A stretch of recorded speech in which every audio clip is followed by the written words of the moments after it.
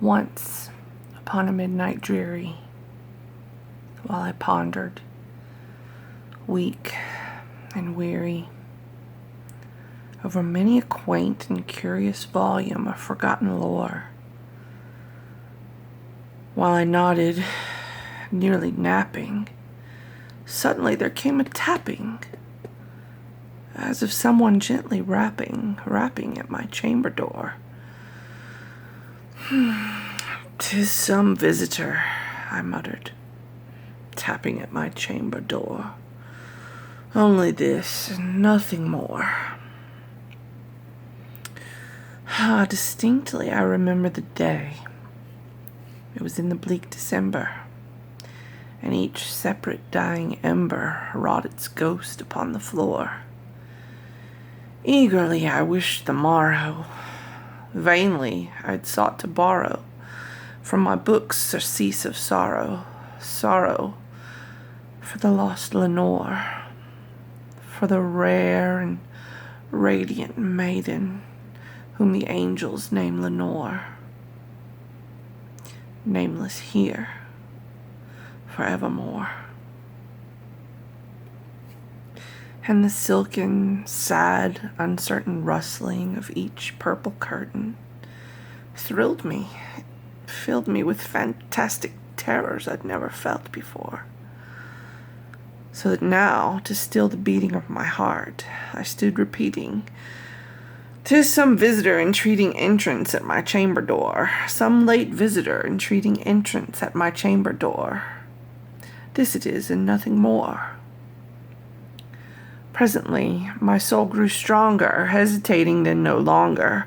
"Sir," said I, "or madam, truly your forgiveness I implore, but the fact is I was napping, and so gently you came rapping, and so faintly you came tapping at my chamber door, that I scarce was sure I heard you. Here I opened wide the door. Darkness there, and nothing more.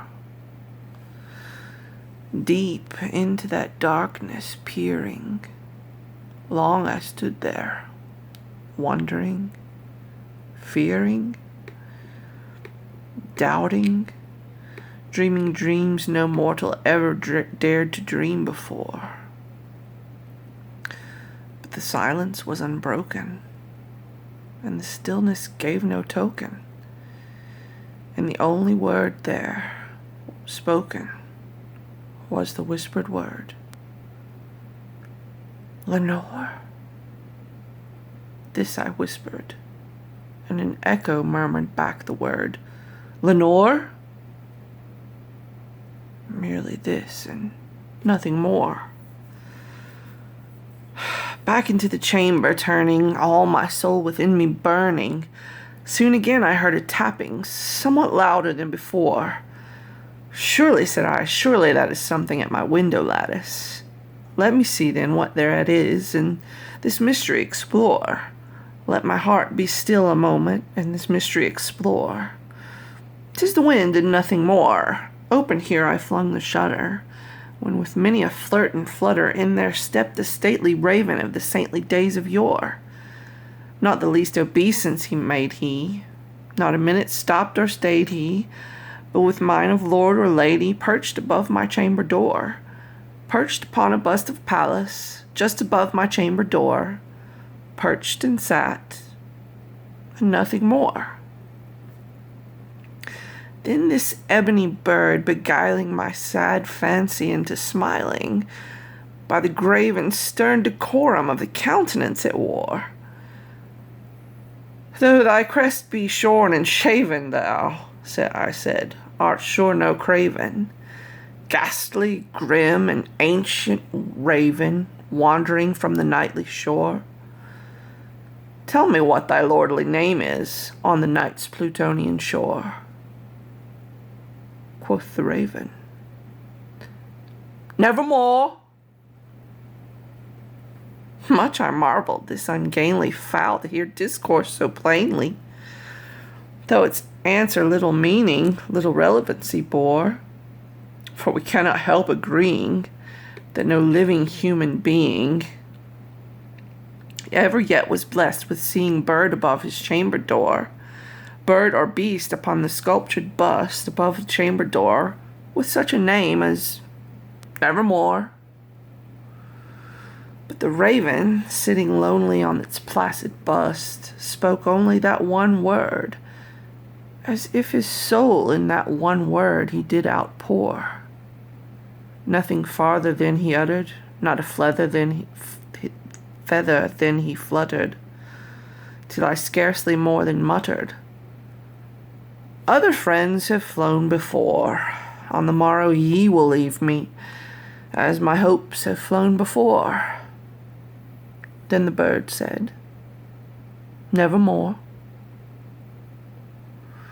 Startled at the stillness broken by reply so aptly spoken, Doubtless, said I, what it utters is its only stock and store, caught from some unhappy master, whom unmerciful disaster followed fast and followed faster, till his songs one burden bore, till the dirges of his hope that melancholy burden bore, of nevermore.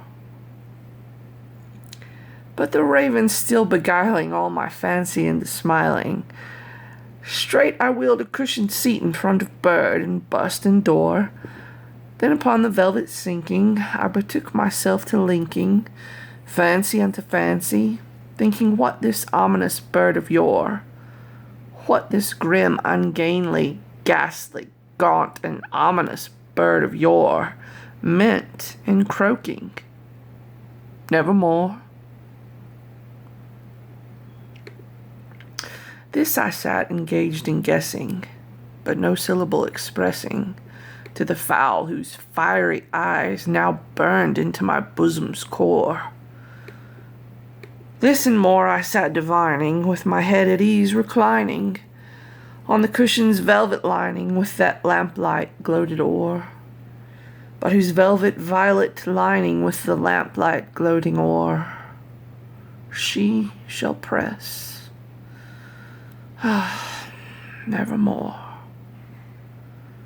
Then methought the air grew denser, perfumed from an unseen censer, swung by seraphim whose footfalls tinkled on the tufted floor.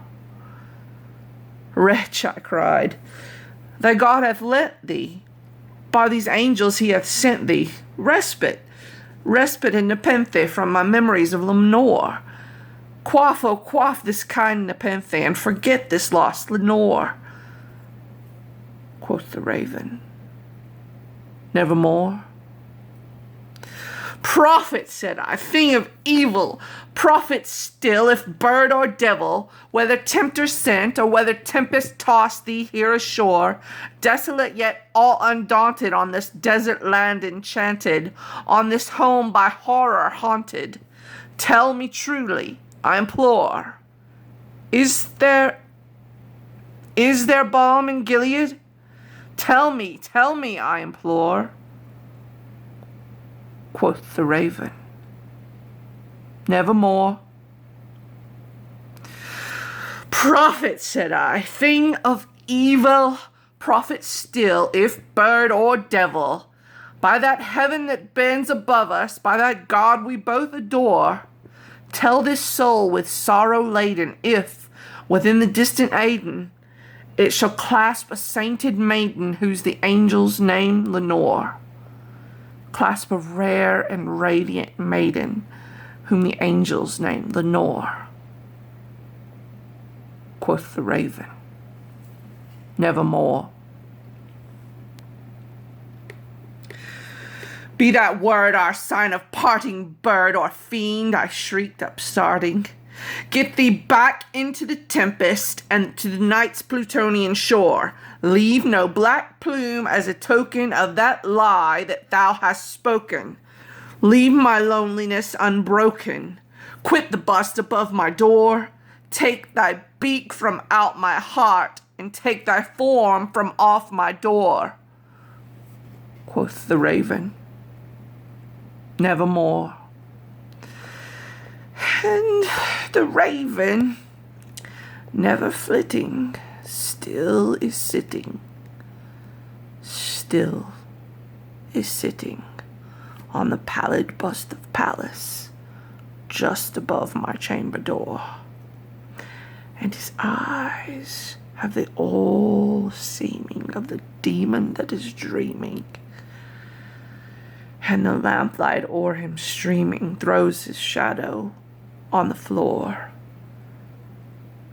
and my soul, from out that shadow that lies floating on the floor, shall be lifted nevermore.